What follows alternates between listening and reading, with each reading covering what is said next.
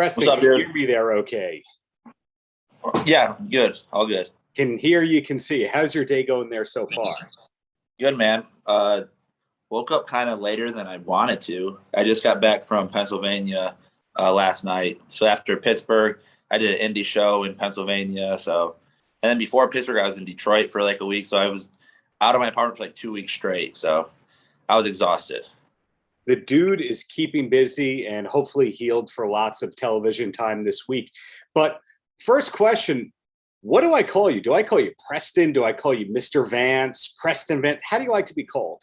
You can call me whatever. I mean, Preston, 10, Vance. My real name's actually Cody, but that got taken away from me when I joined AEW. So Understandable. Well, I'll stick with Mr. Vance because it's an honorable term right there. So Dark Order is very, very, very popular.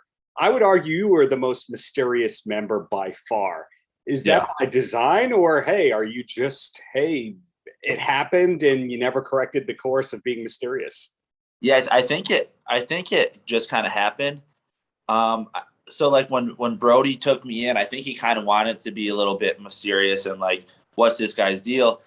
And then, I got hurt pretty quickly after getting signed. I tore my bicep. So then I was just on stage for every week with his jacket on and my arm in a sling and, just kind of stood there. So, I mean, getting hurt sucked, but that definitely added to like the mystique of like, when's this guy going to come back? What's his thing basically? And yeah, it just kind of never changed it. Between your matches on Dynamite, the matches that happen on Dark and Dark Elevation, between you walking out with all your stablemates, actually, is it okay to call it a stable, or is that just the most outdated term there is? No, you can call it stable, faction. Stable, group, respectable collective of individuals, whatever you want to call it here. Yep. You, by default, might have the most TV time each week. Is that also a thing that happened organically?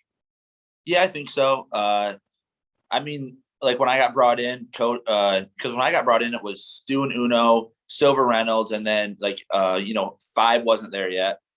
So the whole idea that Brody had was they're the tag teams, and I was going to be the singles guy. And then I got hurt, and then they brought Alan in to kind of, cover for me almost.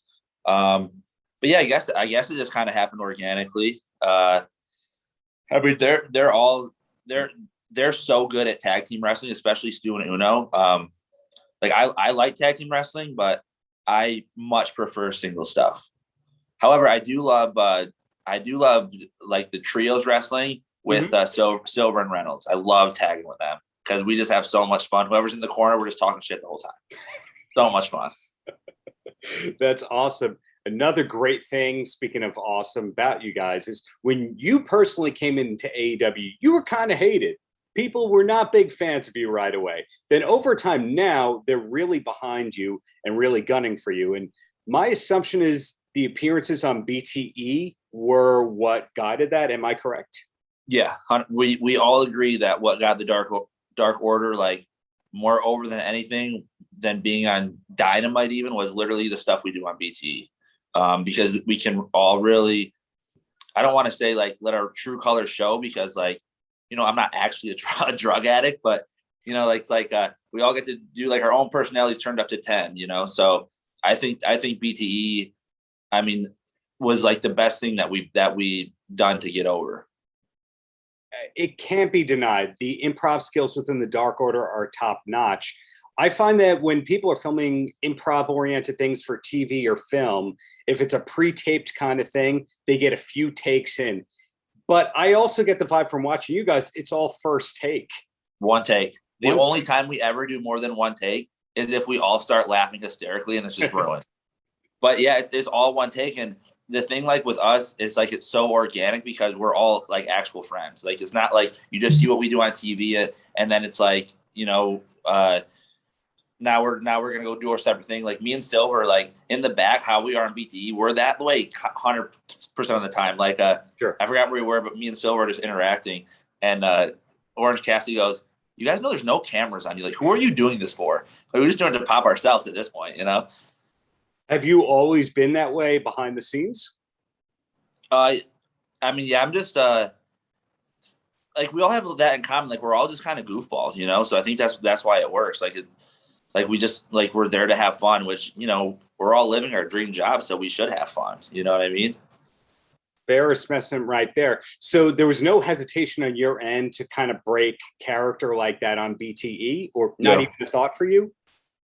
No, because so realistically, I loved it because I wasn't too fond of the 10 character when it got presented to me. I never wore a mask on the indies. I'm not like a creepy, like mysterious, like cult dude, like at all, So like when I got the chance, like, oh, just kind of be yourself. I'm like, oh, this is great, because everything in wrestling, it works better if it's kind of like if it's kind of like a offshoot of like who you actually are.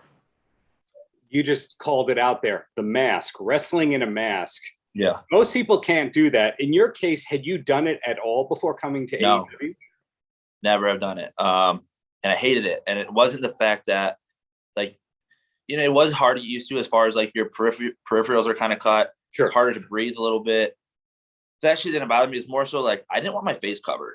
That was the main thing. And I remember going to Cody and being like, I don't know how I feel about this. And he's like, well, there's nowhere to go but up. And he goes, and think about it. And then when we finally take your mask off, which we will, it's like a whole nother debut, basically. I'm like, that's a good point, and Brody really wanted me with him and stuff. So like, I would never say no to him or like, question his ideas and stuff. Cause growing up, I was a huge Luke Harper fan. I loved the Wyatt family, but now like, I love it. Like, I don't know if I want to get rid of it yet. And like all the stuff I read online, it's like people like it because in wrestling, the fans are very like comic booky. Like they like those like so like out of this world characters. Mm-hmm. So like without the mask, like I'm just like a normal dude. And then with the mask, it's like I'm either a superhero or super villain, And like I always get the coolest fan art because it's like my character is like, I guess it's fun to draw. I don't draw because I'm not artistic, but I mean, because there's so much, there's like, it's literally like, I look like a comic book hero, So it's like, I like the mask now. The recurring theme that I keep hearing is, well, I was supported by other people and this is a wonderful environment. So sounds like that's the case where you came into a company going, cool, this is work. And then it got better and better as time went on. Yeah. I mean, I took it as like, give me like, even though I wasn't super fond of it, like I guess give me the ball and I'll run with it type thing and like make it my own. Yeah. So productive, you got things done. Well, aside from all the wonderful success in AEW, what's life like for you? Is there a lot of life outside the ring for you? Yeah. I mean, outside of wrestling, I love to work out. That's like my main, I guess I call it a hobby, but I mean, if you're a pro wrestler, it should be kind of part of your job. I like to go out and, drink and, the normal stuff that, 20-year-old, people in their 20s like to do. Sure. But that's it. I like my dad and my brother and stuff. They love like hunting and fishing and I never got super into it. So I don't have like a hobby like that. I don't like to golf. I love sports. I love music. I love going to concerts and, like sporting events like baseball, hockey, all that stuff. But, like on a day-to-day basis is pretty much just eat, work out. And if it's the weekend and like, I don't have an indie show or a pay-per-view or something, maybe go get a few drinks, but pretty basic, Positively basic. But yeah. I asked that because more than half the AEW roster, if you were to ask that, they would talk about their second career and everybody seems to be extremely talented on the roster. You don't see a lot of basic folks, hobbies aside and all that. So I didn't know if you were going to go, are you kidding me? I'm producing some of the best music you've never heard. I didn't know if we were going to get that. Oh, no, I'm all like, I'm just all like focused on the wrestling aspect right now. I mean, I would love to maybe get into some other stuff, but like I like being a fan of other stuff. I love music.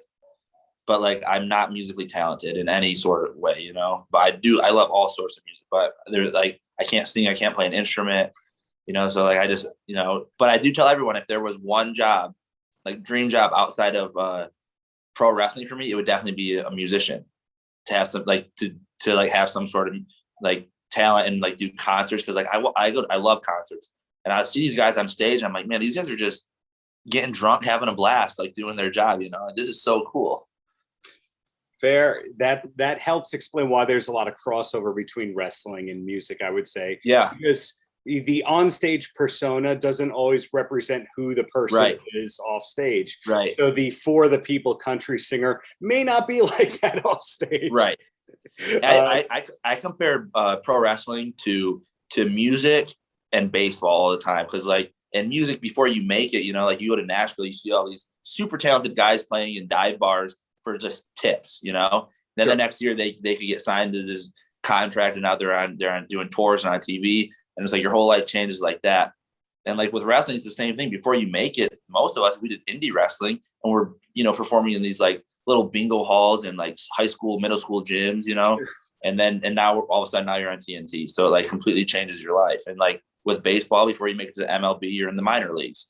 And, and that's a huge step from going from, a single A, double A, triple A club to the MLB. But I always compare music and wrestling.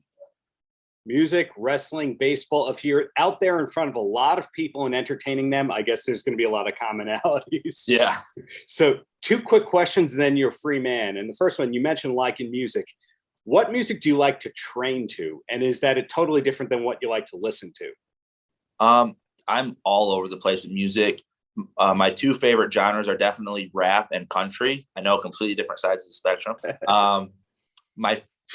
So I'm from a really small town, so I kind of like, I guess, grew up just all my friends liked country and stuff like that. Yeah. As far as hip hop goes, though, I mean, my favorite artist of all time is Eminem. I'm from Michigan, so that's probably part of it. But I remember like when 8 Mile came out, I just watched that thing over and over every day, and I memorized all like the rap battle scenes at the end. And like I thought I was Eminem as a child. I bleached my hair blonde. I wrote these terrible raps. Like I was like, I want to be a rapper, but I can't rap. But Eminem is definitely my favorite. I say he's who I train to the most. But then like, sometimes like Justin Bieber will slip in there. Like it's just the most random playlist on my phone, So it's like,